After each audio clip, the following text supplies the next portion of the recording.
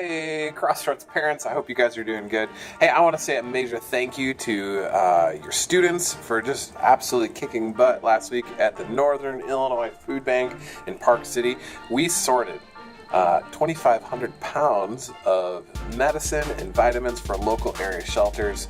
There was 46 of us sweating buckets all night long getting it done, and I couldn't be more proud of our students and how they served last week. Hey, we are starting this week and for the next 3 weeks a new series called Upside Down. It's generated out of the topics that your students brainstorm together. And the idea behind it is that Jesus has this tendency to kind of flip preconceived notions on their head.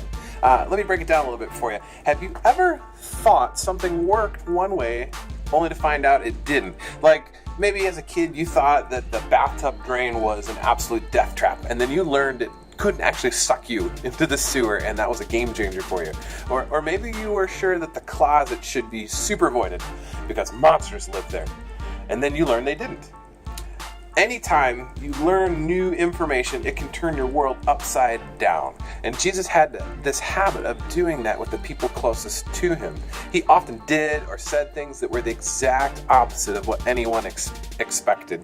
He'd take ideas that everyone agreed with, ideas that everyone would say, of course, that's just the way it is. And then he'd flip them upside down.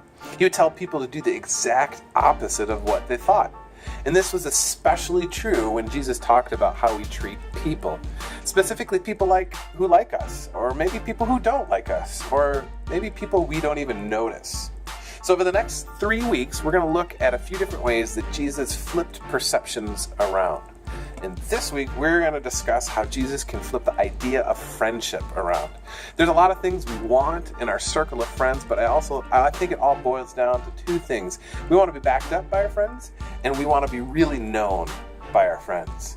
But why is it that we don't often get these things from our friends? This week, we're going to learn how Jesus himself humbled himself to serve his circle of friends, and how we certainly can and should do the same. And maybe that we should be the friend that we are wanting to have. So this week, after Crossroads, I've got some questions that maybe you could ask your students about how their friendships are going.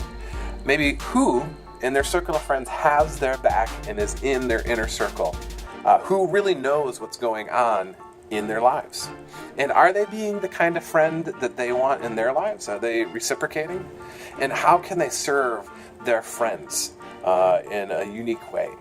Here's the scripture we're looking at this week. It's John 13:3-6 and John 13:14-15.